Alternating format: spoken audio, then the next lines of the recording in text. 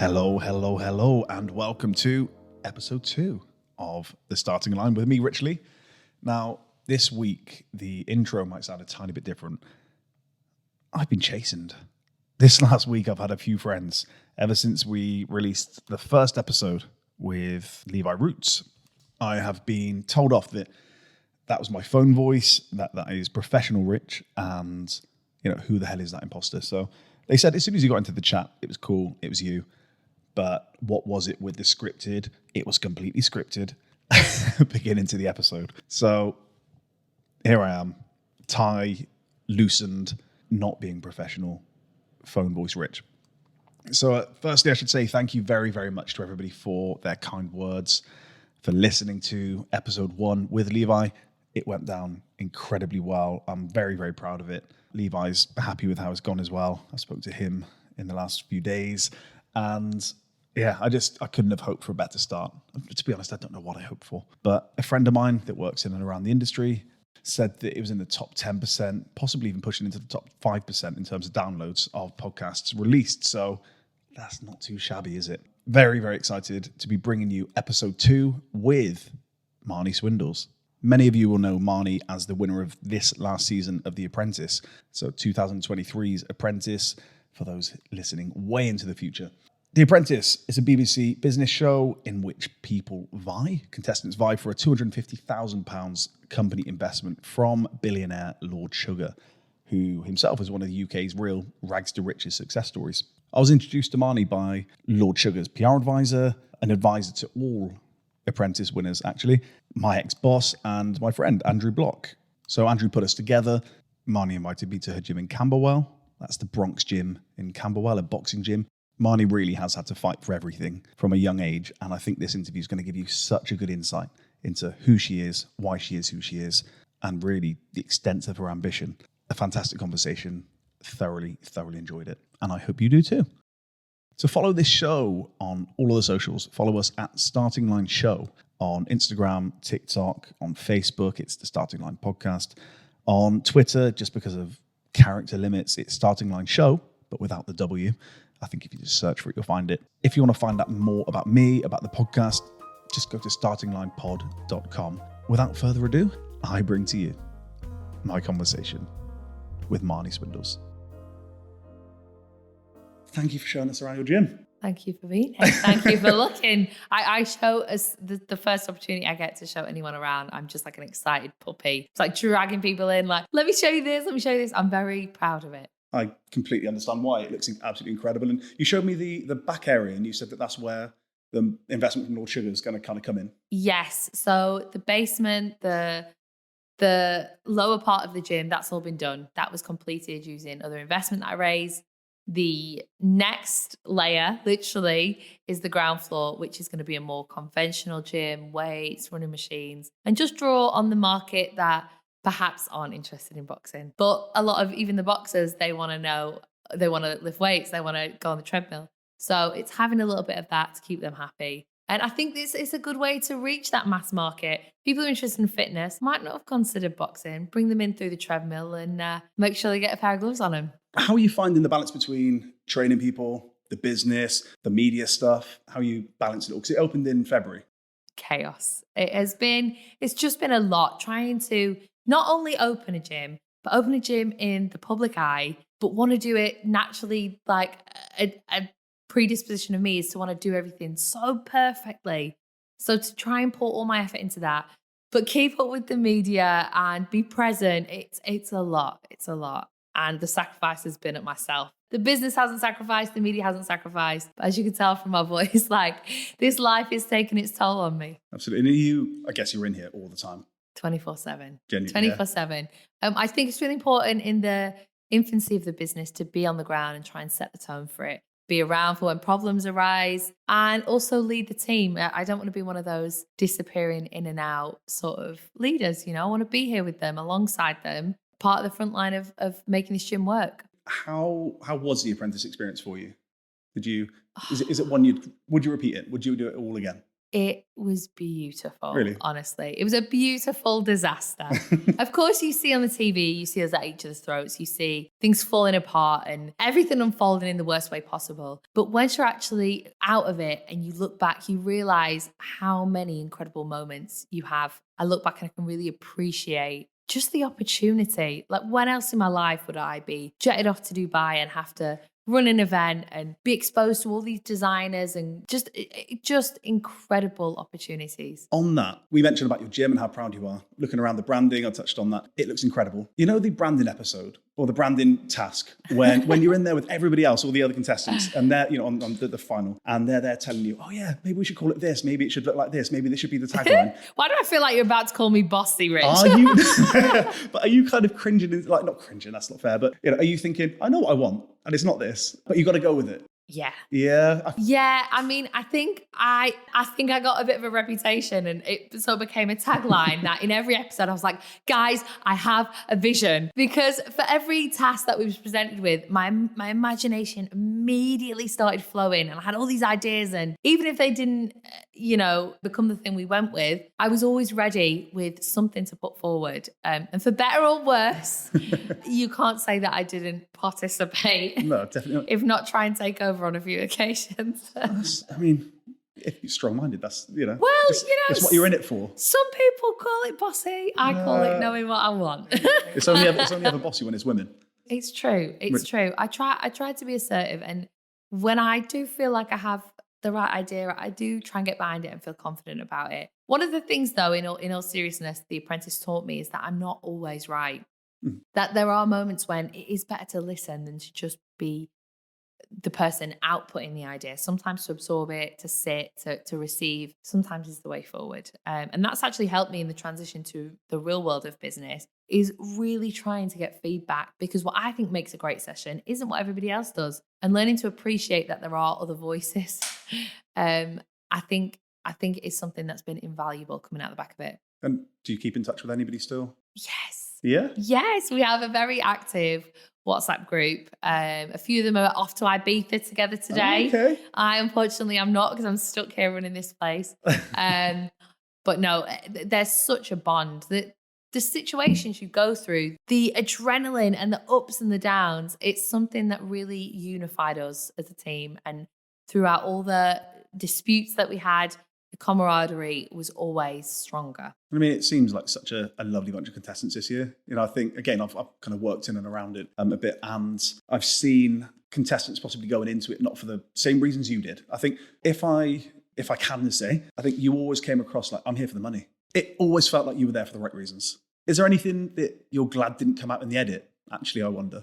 I wasn't always like in love with the edit. I think sometimes things were missed that would have told the story differently. But having said that, I mean, everybody probably felt like that. We, again, going back to perceptions and how different people have different views of things, we all probably felt like it wasn't our version of events. The most accurate representation of what happened. Yeah, because everyone has got their competing ideas. And to be fair to the BBC and the Apprentice team and the producers, they can't make it favourable for everybody on every single occasion. So I think on the whole, it was a fair representation of what happened. But sometimes I think crucial bits were missed, which would have shown the story differently. Can you name any?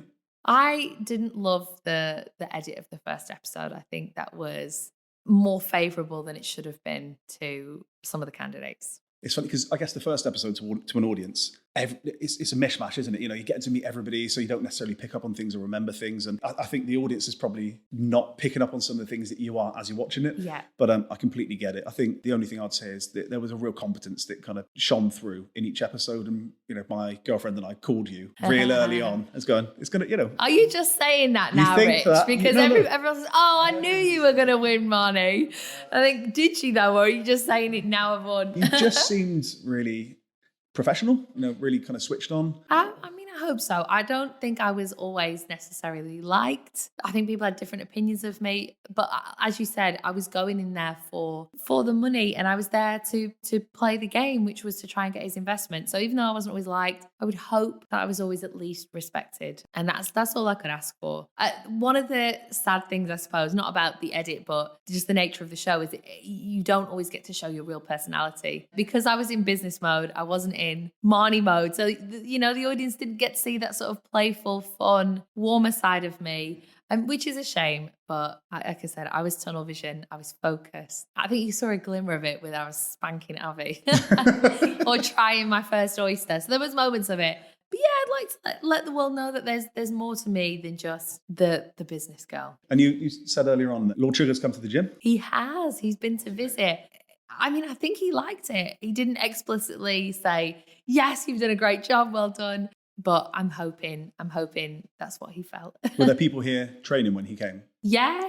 So he got to see it all up and running. He got he got to see it in use. He got to see the space, and it was our first real business meeting, which was really nice. And I really appreciate that he took the time to come down. He's a very busy man, lots of commitments, but he made time to come and see the space that he's invested in. So he's very excited about upstairs and where we go next.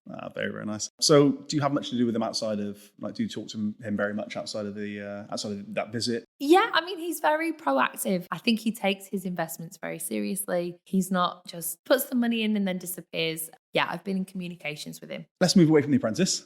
I am mostly interested in why people are who they are, how they get to be the people they are. And I think you've got an absolutely fascinating story, and it really resonated with me. So you were born in Oldham.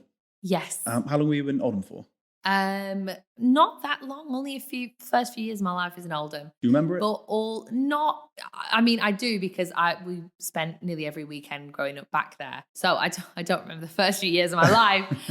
But no, I'm very familiar with Oldham. My grandparents remained there, so we would see them every single weekend. So I spent a lot of my childhood in Oldham growing up there. Nice. It's a funny place. Yeah, I don't know if I've been. It's a really working class place. It used to house all the mills. So you'll drive around there. There's just a lot of estates. And then you'll see this huge derelict mill that's just been ransacked. I guess that was probably a big employer. And then... Yeah, and they all went bust. It's a low income area, but it's got a lot of character. Which is what I love about That's it. the thing.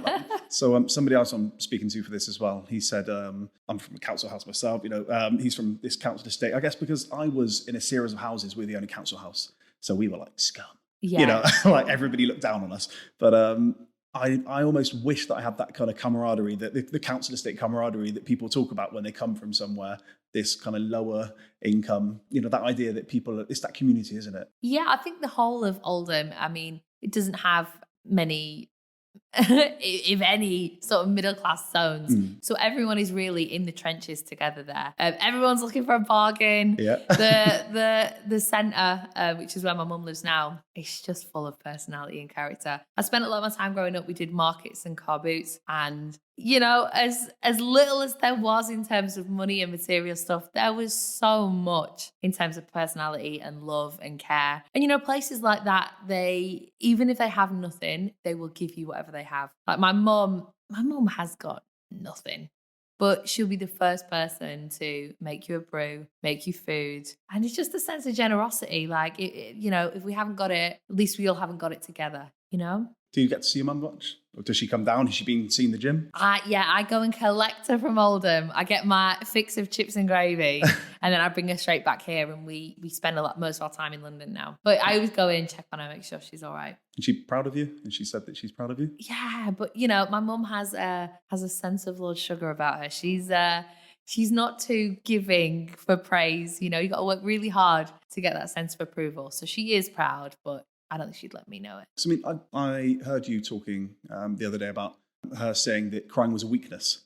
Yes. I guess it just makes me feel like, do you feel like that's true? I mean, as I've got older, my view on it has matured, and now I understand that expressing emotion, crying is a way for people to show vulnerability, and it's a way for people to connect. So now I'm way more open. And even on the show, there was moments on the show where I got emotional and it was evident I was about to cry. And even in those glimmers, I could just hear my mum saying like, don't cry in front of people, don't cry. There was actually a moment that didn't make the cut when I found out that I'd made the final 5. And I immediately just felt that surge of emotion. And the tear was about to fall, and Baroness Brady, not Karen, Baroness Brady and Tim sort of looked at me, and I remember Baroness Brady saying, "Getting emotional, Marnie?" And I said, "No, I'm the tough one." Like, and it's even there. It's that feeling is within me not to let the world know if I'm feeling something. And I think once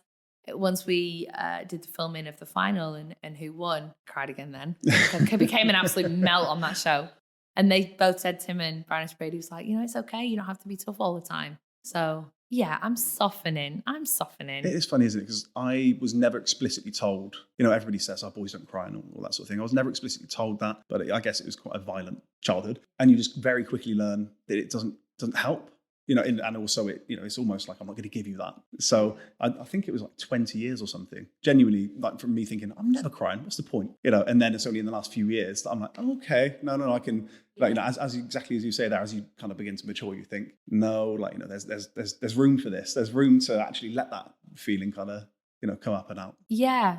I think it is not crying is a facade because everybody feels like they want to cry at some point. It's so weird, isn't it? Why do we do that? I think you feel like committed to portray yourself as this unbreakable person that can conquer anything. But actually crying in that and showing that is a real way people can connect. No, I agree. And I did find that as I got to those later stages in the show, I was being received better by people where they did see that different side of me. Went into it first episodes, tunnel vision, like really focused, like hard line, I'm here for business. And as people saw, there's a personality and there's a heart and there's emotions in this. When I let that come out a bit more, people responded differently. Yeah. And I think that's it. As soon as you open up, people are like, oh, she's a human being. And I can actually, I can relate to her better. Yeah. And people relating to each other just that bit more and understanding the kind of more human aspects of success and perseverance and drive and ambition and failure and all of those things. Which brings me to, you said that you didn't want to talk too much about your roots, I guess because you were desperate that it wasn't this sob story. But you have got a really interesting childhood. Like you're way into boxing even. And, I guess the way you've lived since then and what you're doing now business-wise, it is fascinating. Do you want to get more into who you are, I guess, and why you are who you are? Those things? I think I am who I am. Everyone is who they are because of who they were. And experiences shape people. I was always just very conscious that I wanted a different life to the one I had when I was younger. I wanted more freedom. I wanted more money. And I'm actually shameless in saying that. A lot of people think get cautious to say, I want better for myself. But truthfully, I wanted a better life. I wanted more money, more options, and to see more of the world. And that's something I was never going to get by staying in the confines and the parameters of the life I began in, Yeah. And because you lived in a caravan how long was that for? For about 12, 13 years growing up. Yeah. So was it the case that you'd look at that and think, I want more for myself than this? Was that? Yeah, definitely. Yeah. I was always like embarrassed to bring friends around because they had houses and I had a caravan and it was, I was very self-aware of it as well. I was very aware that we had less than other families and I just didn't want to be that person. Like I wanted more. Ronnie, I have exactly the same. So I remember a friend saying they wanted to come around. They're like, I've not seen your house. I didn't ever bring my friends to my house. It was not the place to bring you for. I brought him, and before he arrived, I hid the like no frills, quick save. I hid it all. My mum saw me hiding it, and she was devastated because. But it's exactly what you're saying there. It's that feeling of I know I've got less. I don't want everybody else to kind of judge me on the basis of what I have or what I don't have. Judge me based on me. And you said in something else recently that it was almost like transcending almost your upbringing. Absolutely. That's my whole mission. My whole mission is to transcend where I came from. I don't want to be confined by that. And so many people are. So many people remain in the same areas they grew up in, carry on the same jobs that their parents had, which is fine if it makes you happy. But I don't think it always does make people happy. And I think people follow the path well trodden, rather than say, do you know what do I actually want my life to look like? I remember my granddad having a conversation with my mum in front of me. And my granddad said, you know, she can be a cleaner like you. You've done all right. Like, you just do that. And my mum snapped at him and said, don't speak like that in front of her. Like, you're almost framing her life before she's had a chance to do what she wants. And my mum was so hot on me getting an education and being more than what she's been. And I think all parents want that. All parents want better for the next generation. And I think it was up to me to make sure that happened. So everything I've done has been an intentional, proactive, concerted effort to break those shackles and do something completely different and constantly surprise myself. Like, even becoming a barrister, it wasn't that I had this overwhelming passion for law. It was like, what a way to prove what you're capable of, that I can check that box having come from the place I have. Yeah, it's funny, isn't it? The professions that, as you grow up without money, you look up to and you think, okay, that's a reputable profession. Am I interested in law? No. I mean, you must have had an interest in law and clearly the intellect to make that happen. You look at those. I remember thinking, like, a banker, like a branch manager, must be on unfathomable money because they work around money. You know what I mean? But what are you striving for then? Is it financial security? Is it financial freedom? Is it £1 billion? Like, what are you after? Yeah, financial freedom. Never having to have the conversation about money. Never having to have that concern. That the issue of money plagued and haunted my mum and dad. Every single day was a conversation about affordability. What's possible? I don't want to live like that. Like, we have one life, and for it to be dictated to by this construct of money is unimaginable. And you can't escape it. You can't just decide, I'm living outside the parameters of money and I'm going to exit the economy, thanks. Like, you can't decide that. What you can decide is to ensure you have enough to play the game. So that's my whole mission. It's just have enough money that no one can dictate what I can and can't do. I can be involved in what I want. But then I have the addictive traits that it's never enough. So even if I said, $1 million will make me financially secure and free, it's not enough. Even now, I look at the gym and I want more. And we're doing really well. We've got members, and I want more members, and I want them quicker, and I want them faster, and I want them. That's a personality trait that I think will haunt me. I wanted to pick you up on that because you talked about how you think you're never going to be happy. Yes. And that's, I said, your, I guess, mindset really resonates with me. The number of times I've said that to people, I said, I don't know when enough is enough. I don't know, not financially, because again, I'm very much like you, it's security, right? And the ability to support others and those things. But it's that, when is enough going to be enough? And a friend of mine is like, who needs to tell you you've done well enough? And it's like, nobody, because I don't believe it. Anything I've achieved isn't enough. Any accolades, any awards, anything like that is not enough. So when you said that, I was like, I need to get into that with you. Like, why do you think that is? I just don't think I'll settle. I just don't think I think my personal desire for more comes from something within. Like, I can't, it's not a threshold that will get sad? met. Yeah, maybe. But I also think it is the thing that got me to here. It's that idea of not going, do you know what? I've got my nice job. I've got my wage. I'm comfortable. Let's leave it there. It's the thing that has driven me to go, being a boxer isn't enough. I want to be a coach. Being a coach isn't enough. I want a gym. Having a gym isn't enough. I want to have multiple gyms. Having multiple gyms isn't enough. I want Lord Sugar on. It's that thing that I think probably most successful people have, is that like ongoing, never dying fire that just continually, relentlessly burns for more, even if that burn is at your own expense. Can it be suffocating for you?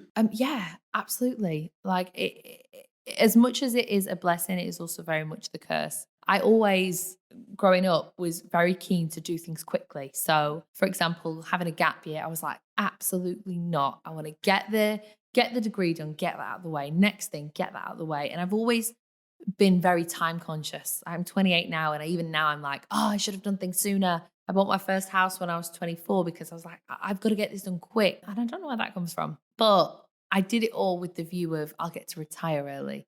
So by the time I'm 35, I'll be in a financial position that I don't even need to think about work. But now I'm thinking, I'm going to get to 35 and I'm going to think, what's next? I can't actually think of anything worse than retiring now and not having something to occupy my mind. You would hate it, I'm sure. Just like I know I would. Because I'm 35 now. And I think, I've had the exact same thought where you're like, okay, well, I'm going to get to that and then I'll be happy. And then you get to it. and it's not. And I had that rush to be successful as well. Just like you said there, it's a weird construct, isn't it? That notion of before you're 30. What have you got to achieve before you're 30 in your mind? I wanted more houses than I've got. More? So I'm 30.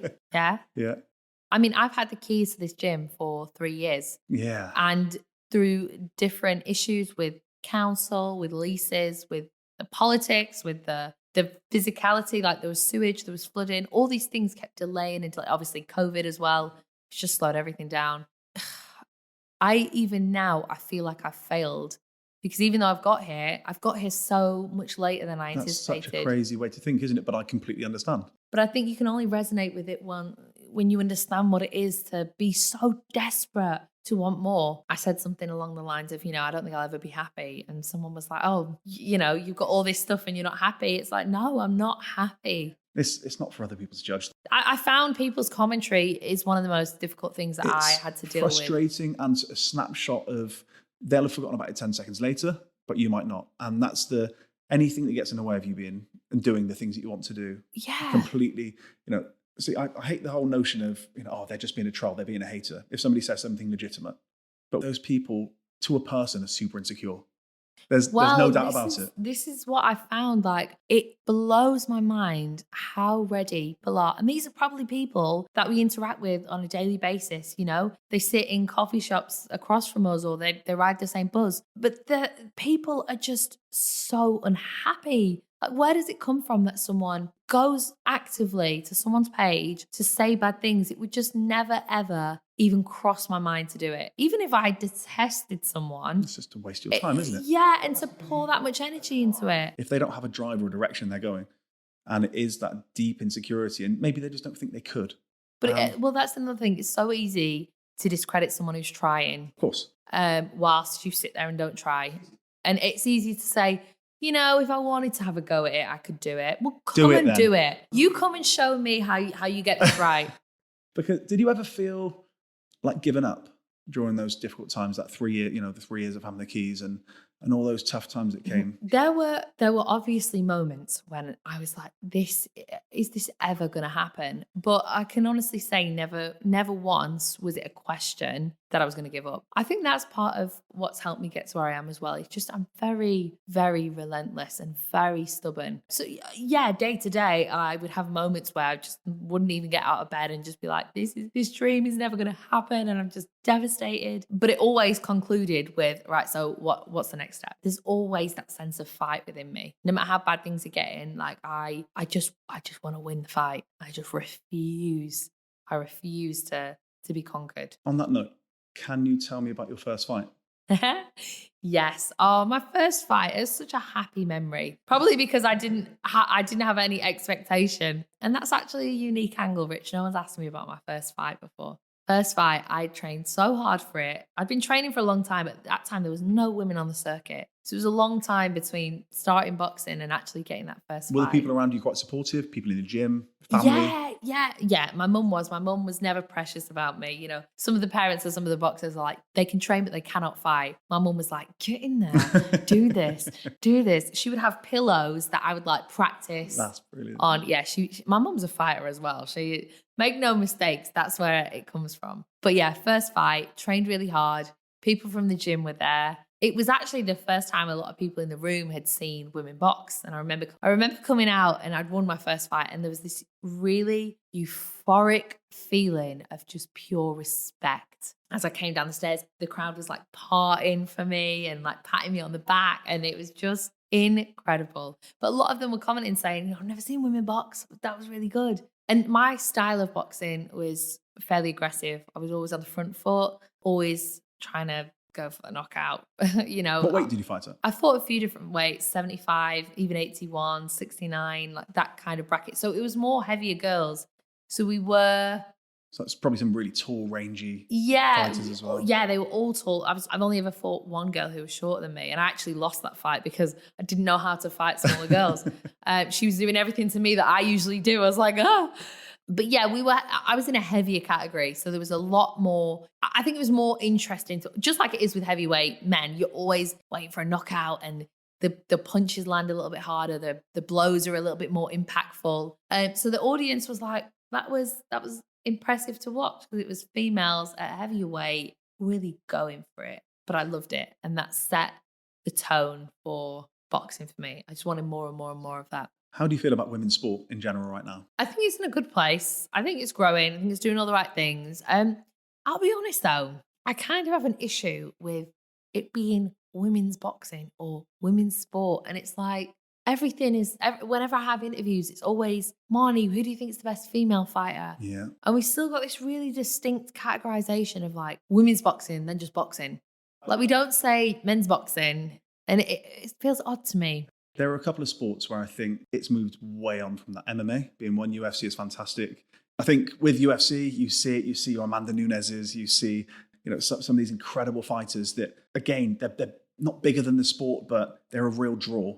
In tennis, it's the same. In rugby, England women's rugby team just had 57,000 at Twickenham. A few years ago, they were getting thousands, low thousands. Wow. Gloucester, where I'm from, Yeah. Gloucester Hartpury, they just had their biggest crowd ever in the Premiership. And you don't kind of pity attend your way to 57,000 people. It's the product on the field. Yeah. It's the product. So I think we will, or maybe it's just optimistic me. I've got 2 daughters and a son, but 2 daughters. I think I'd love it to be the case where exactly that we speak about sport as sport, not this delineation. Obviously, we had the we had the Katie Taylor fight at the weekend. Yeah. It's just wonderful to see the biggest ever draw in Irish boxing in Ireland happening, and just all the buzz around it. I mean, Katie Taylor and Chantel Cameron, they're exceptional. Phenomenal.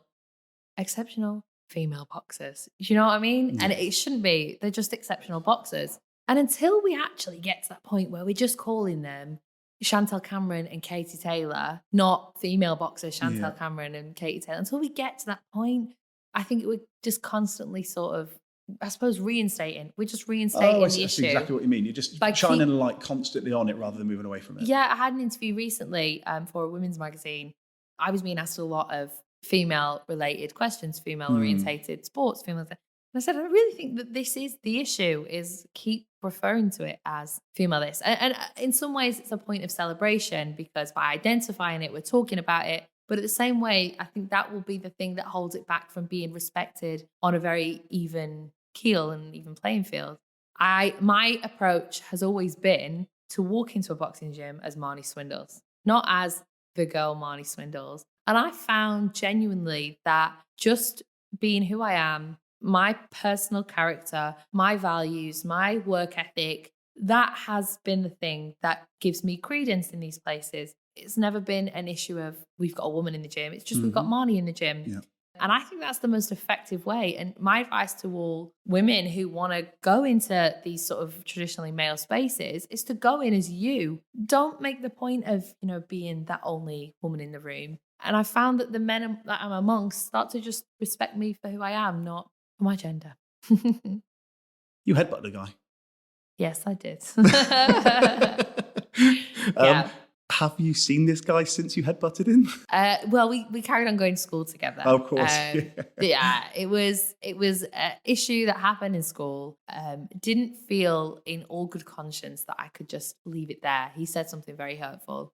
As he sort of separated from the group of guys he was with, he walked across a park. He turned around and I headbutted him. Had you ever headbutted anybody else? Up to that point? No. And it's not even a story that I am proud of. It's not like a gimmicky story. No, like it's I all fun. It's a difficult time in your life, right? Well, not even so much that. I think I probably I wouldn't do the same now. Let me not say that. I wouldn't do the same now.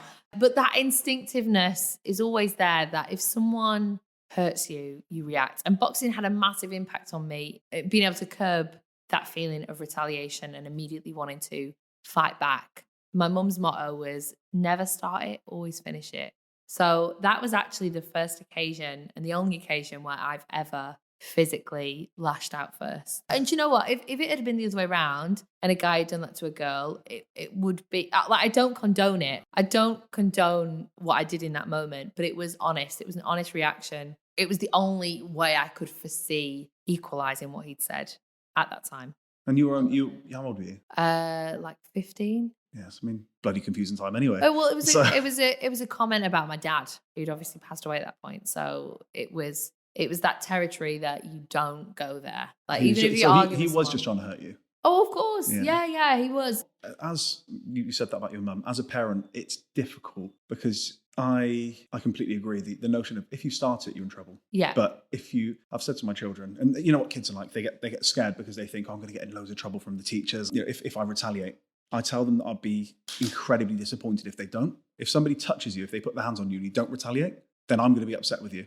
But as much as you might get in trouble with the teachers, or with any authority, if somebody hurts you and you don't do something back, I mean, that's just not the way of the world, is it?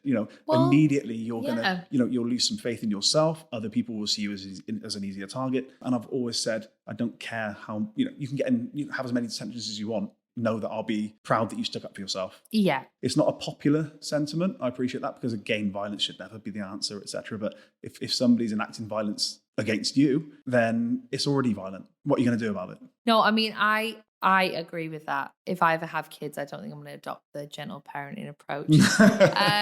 Just because you said it's a tough old world out there, and people have the best intentions, but when it comes down to it, when push comes to shove, you sometimes do really need to stand up for yourself and protect yourself. And I mean, I was never just an arsehole in school that went around starting fights, causing issues. I wasn't a troublemaker. So when it came to having fights or having issues, it was with real merit, if that's the right word. It was coming from a place where something really was occurring. There was a situation. But other than that incident, any of the little scraps I got in, I actively waited for them to make that first move, so that it was always a matter of self-defense and reacting. It was never, I was initiating. One, because that's not the right thing to do. You don't just go out and act violently. Also, then at least I knew my mum would have my back. How do you make time for you and your fiance? You're busy, you're in here all the time. Does he spend much time here? Yes, my fiance spends a lot of time here. Because he's a boxing coach as well, right? He is. He was actually my coach. Oh, this is how we met, through boxing. He's such an integral part of Bronx now and me. And I am just in the most genuinely fortunate relationship where I have a partner who backs me till the end. And if I was to be with someone else, I think my fate and my future and the things that I've achieved might have been very different, because I think a lot of relationships are competing with the relationship itself and people's personal ambitions. I can hand on heart say never once has his desire for me in the relationship ever been more so than his desire to see me succeed as a person, which just, you can't get a more real, genuine relationship than that. We're not in each other's pockets in the sense of we need to constantly reassure each other of where we're at. We have a very secure, solid, firm love. And I mean, so hard to find, right? So yeah, because he is much more than just a fiance. He's a best friend, and best friends who really are best friends want the best for each other and have true intentions. And I just feel his support in everything that I do. From him, I can't remember the last time I made my own cup of tea or my own coffee. He's there for the little things, all the way to the big life-changing things like going on The Apprentice and the chaos of coming out of that. And because how long was it away?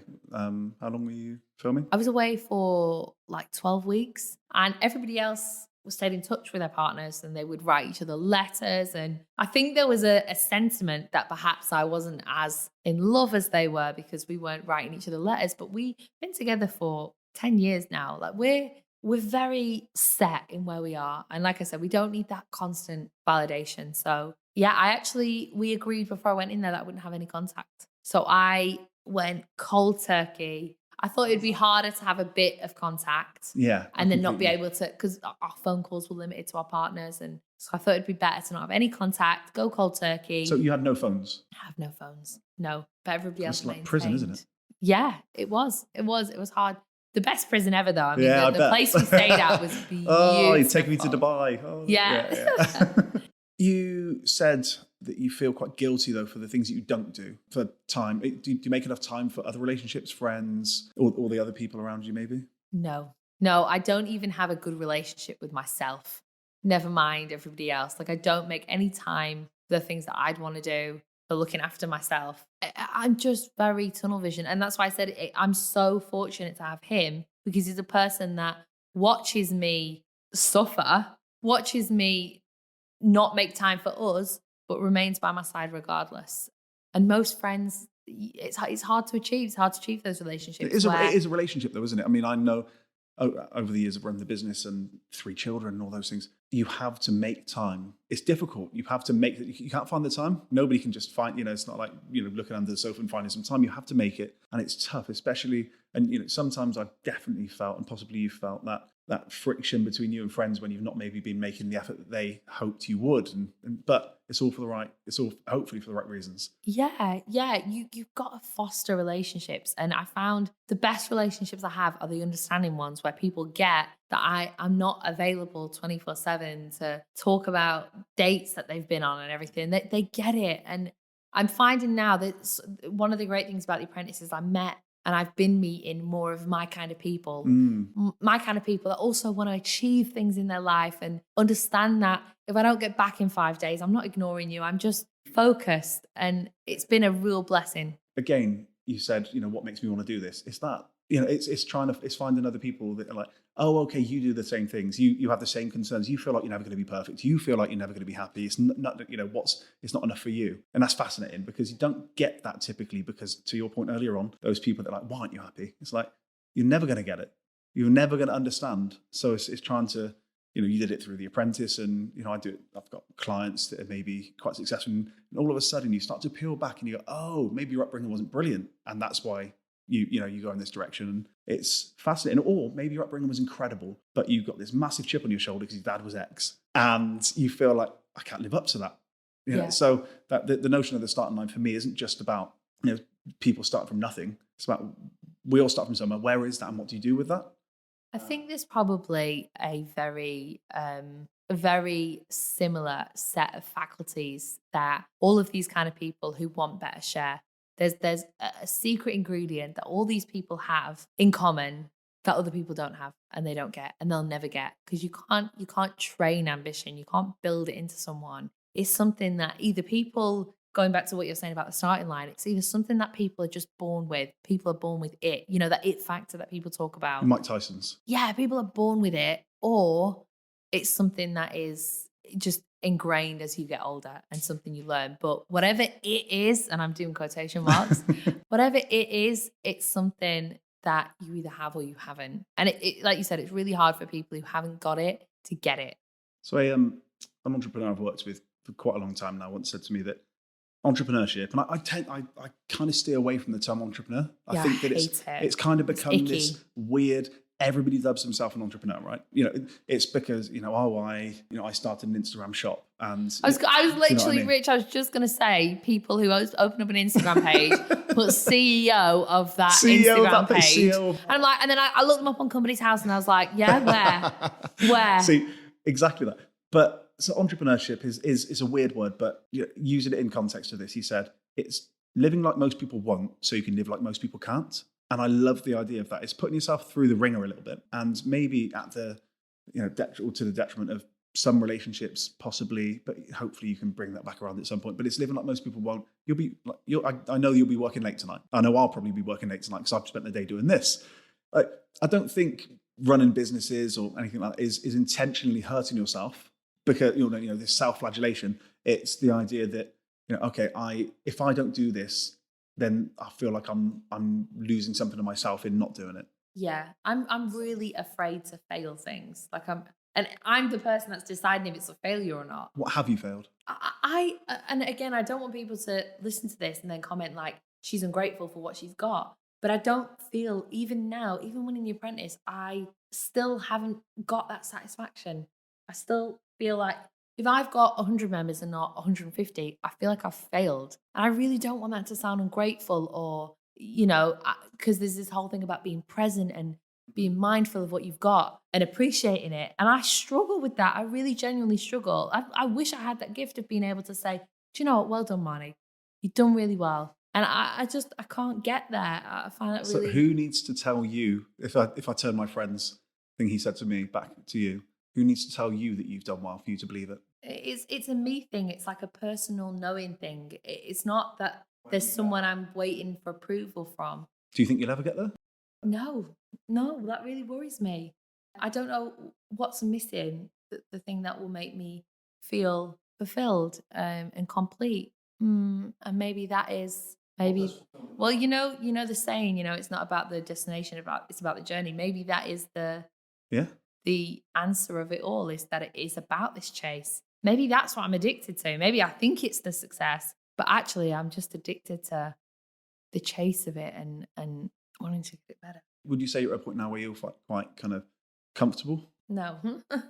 Right now I'm skint because I'm pouring everything I've got into this gym. And so right now, no, I wouldn't say I'm comfortable financially or physically, because I'm constantly. Well, you said that you're not really looking after yourself. Are you like, do you mean that in terms of like eating well, training? Like, Even now, like I must have got about 2 hours sleep last night because I was up coughing. But the world waits for no man. So it doesn't matter how tired I am, how ill I am, you just have to get back up, do it all over again. It's so important to live in discomfort. Agreed. I think, and I mean, there's a guy, I don't know who his name is, some YouTube guy, but he constantly puts himself in really uncomfortable positions so that he can grow and make success. Muhammad Ali said, I hated every minute of training, but I thought, suffer now and live the rest of my life as a champion. And that's so true. One of my favorite quotes ever is a Winston Churchill quote that is, if you're going through hell, keep going. Because it's just so blunt. It's exactly what it is. Exactly what you need to do. Yeah, life is not as much as Instagram videos, and we keep trying to talk about this space of comfort and love and acceptance, and that's good. But the reality is that the growth is made in pain. Where is progress? If we're all comfortable, where is progress? We were talking about this today, exactly that. Who inspires you? I get asked this all the time, and I still don't have an answer. I'm not going to lie, I grew up obsessed with and like knew every line to every song, 50 Cent. No way. And everyone thinks, like, that's a weird combination. No. But there was a lot in what he says, aside from, the candy shop and the window shopper. Yeah. Some of his like more less known songs, there's a lot in it about grit and heart and pushing through and not taking no for an answer. And a lot of that, I feel like, especially where my dad wasn't, after my dad had died, that sense of looking for like that male figure, in many ways, I feel like his songs brought me up.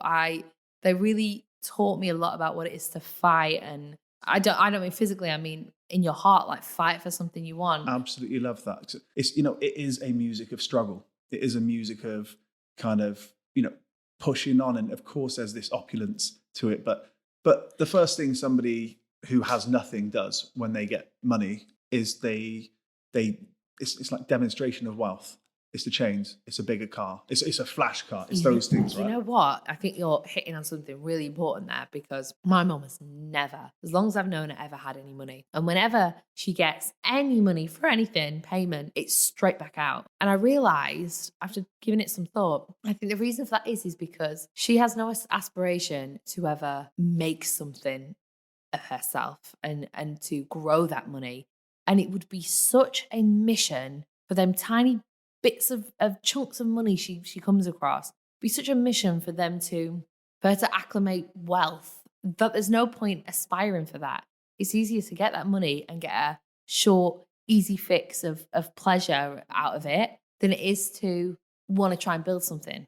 So I think that's why, this is my theory, that's why a lot of poor people stay poor, because it's such a mountain to climb. It's enormous. I mean, I look at my family now even, and there was constant debt. It is, you're so right. It's like, well, I can't. I mean, my mum, bless her, she got a small amount of inheritance when one of her family members died, and it's gone just like that. I mean, gone on nothing. Gone on things like, how have you spent, low thousands? Not an incredible amount of money, but that's like $1 million. That's like 10 million to somebody that doesn't have money. And it just goes out and, we've got new clothes for once, so, whatever. And then you think, okay, if only the mindset's completely different. And almost my mindset has been to do almost the opposite, is to fear the notion of somebody banging on the door to take our stuff. And, it's funny because it is such a mountain to climb, you're right. But it is money in, money out. And it's like Dalboy, isn't it? You think, do you ever watch Only Fools and Horses? Love it. Yeah. It's like, any cash he gets is being spent on something flash. Yeah. So, just to bring it back around to hip hop, I do think there's a real, into, 50 Cent. I like 50 Cent. There's, there is just that idea of struggle, that idea of loss, that idea of not quite finding your place, that idea of being kind of looked at in a way like you'll amount to nothing. Or that's what, when I listen to hip hop, that's kind of how whether actual violence or the notion of something of an upbringing being violent, that's what I kind of get. And anytime somebody tries to put hip hop down to me, I'm like, you're not listening hard enough. I think there's a real art to it.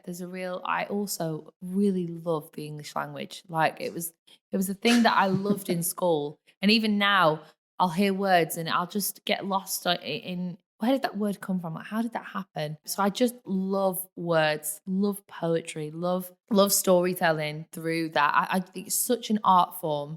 But then when you combine it with emotions that really resonate, for me, it's more about the graft. It's more about that grind, that feeling of what you put in is what you get out. And that's what 50 Cent always was. Like all of his songs to me spoke about the idea of, putting the work in, hustler's ambition. So there's a big blank canvas in front of you and you can paint anything on this canvas at all that's important to you or that you love. What are you painting on this canvas? You're asking the wrong person that because I already paint. Do you really? Okay. Yes. So what I'm saying is I've already answered that question a million times. Like I love painting. Yeah. If I could give up everything in life right now, disappear somewhere to paint for the rest of my life, I would. What kind of painting? I love it. I love painting portraits. Yeah. Painting portraits that have an element of hyper realistic portraits, so getting it as closely to the person as I can. I love ones that have elements of light or water, so tears or sweat. I love trying to recreate that. Yeah, I love it. What would you paint if this canvas was like, the depiction of everything that you love in your life? Truthfully, it would be to me that if this canvas was to represent happiness, it wouldn't be all the small little details. It would be a picture of paradise. It would be an ocean. It would be emptiness. It would be palm trees. It would be the sun. It would be everything that I hope for. And I think I'm doing all this chase right now for money, for success, for wealth, but it actually all roads lead to that final place of nothingness, of emptiness. But you have to have all of those things before to afford yourself the luxury of having nothing. I would have a little house, maybe not too little, but have a nice house somewhere on an island, very quiet, horses, dogs, have my family. That would be the pinnacle, I think, for me of happiness. That's what success is. Yeah. The success is having the freedom to step away from it all and know in your heart that you have that legacy as well.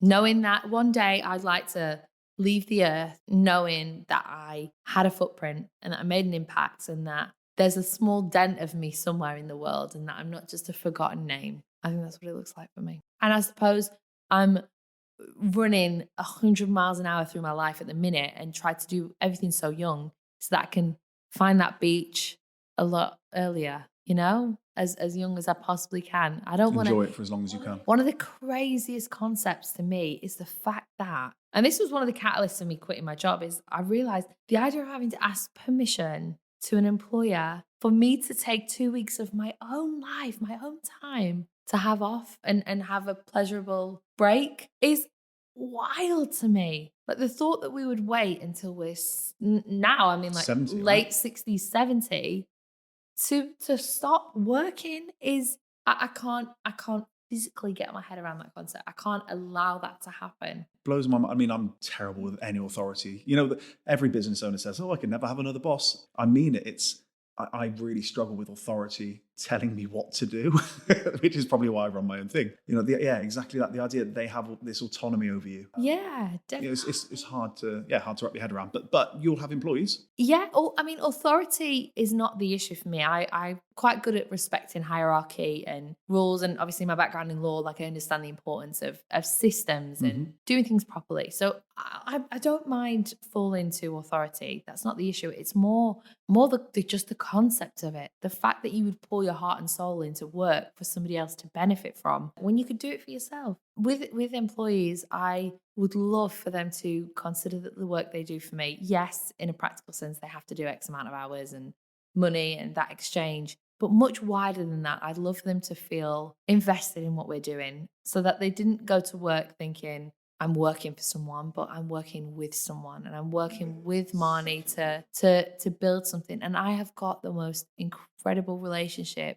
particularly with my admin team and my receptionists, where they do things beyond me even having to ask them, which tells me that they are invested in this. They want this to be big. They want to be part of it. And I'd love for them to have the credibility from it as well one day, where they can take some of the credit for it. Mm-hmm. On that, how do you run a team? If we get business minded about this for a second, like, what are your kind of top tips for managing a team? Well, I am still figuring that out. I don't profess to be any kind of business guru and I've got this all mapped out. I haven't. I'm still confronting issues now, how to talk to people, how to manage people. But one thing that I set out at the start of any of the relationships I've built now with coaches or receptionists is how important it is to me that people are honest and how highly I value transparency. So if they're having an issue, talk to me. If they want things to change, talk to me. If they're happy, talk to me, because we can fix it. If someone fluffs up and they do something bad, if they can come to me and respect me enough to just be honest about it, we can get through it. We can get through something. But if it's hidden and it's deceitful, that suggests a character trait that I can't overcome. So we can't fix that. If I know you've lied, we can't fix that. But with honesty, there's always hope. It reminds me of the New Zealand, so the All Blacks, the rugby team. They have a mantra that good or bad, you'll get that feedback in 24 hours, within 24 hours. And I think about this all the time in my company. If somebody's done something you want to praise them, you tell them straight away. If somebody's done something you need to talk about it, or something's happened and they need to talk to you, always within 24 hours. Any longer than that, it festers, it lingers, it doesn't do anybody any good. So, it's that honesty and ability to be transparent with each other. And I love exactly what you said. So I've always said I want a happy team doing great work, working with happy clients, not for happy clients. Yeah. The notion, because obviously I'm an agency versus a business, in the sense that you are, it's that idea of working with and for each other and really running it. Like, you obviously own a boxing gym, you know what it's like, a physical sport, that the idea that you are only as strong as your weakest link in defense. You are only as strong as your, as the honesty you can have among each other. Yeah. That working with and for is super powerful. Yeah. I think another thing in terms of how you build a team, one of the things that I value massively is just character and integrity and just energy. I think I'm a pretty good judge of character and got a good intuition with that stuff. So if the vibe is off and I can feel it's off, again, I don't know where we go from that, because you can teach people the skills, you can qualify people, you can show them the ropes. You can't teach heart. And that was actually one of the things that my boxing coach said to me when I started boxing is, we need to work on this, but you've got the most important thing, and that's heart, because you can't teach that. So as long as you've got that, you've got potential. That's a beautiful way to end it. Yeah. Thank you very, very much, Marnie. Thank you. I don't know about you, but I enjoyed that. Really good chat with Marnie. So huge thanks to her. Brilliant guest. Phenomenal episode 2. Just don't think it could have gone any better. You can follow Marnie on Twitter or X, again, doing the same old gag. Well, I'm rich. Follow Marnie on Twitter at Marnie Swindells. That's SWINDELLS. On Instagram at the same username. You can find out more about her gym at bronxldn.com. And again, just thank you. You can listen to the Starting Line podcast on Apple Podcasts, Spotify Podcasts, and anywhere else you like to listen to and subscribe to your podcasts. Please do give us 5-star reviews. We've got a handful so far, and each one is hugely appreciated.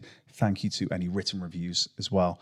It makes a huge difference. It helps us climb up the charts. It means that more of the incredible guests we've got lined up get listened to, and you can follow us, support the show by following on Twitter at Starting Line Show without the W, Instagram, TikTok, Starting Line Show with the W, Facebook, the Starting Line Podcast. For each episode, we put together a unique little trailer teaser thing, 30 seconds-ish. Quite proud of them, to be honest. So go and have a look. Make it so that they're worthwhile doing. Have a look at our website at startinglinepod.com. Email us, hello@startinglinepod.com with any questions with any guest suggestions, with any thoughts. Nice ones, please. And I don't know, just to say hello. That's what Hello At's for. Again, thank you very, very much. Thank you to producer Eddie. You are beautiful. Episode 2 in the bag. Excited to bring episode 3 to you next Monday. It is a cracker. There's something of a hint in that. Thank you very, very much. Goodbye.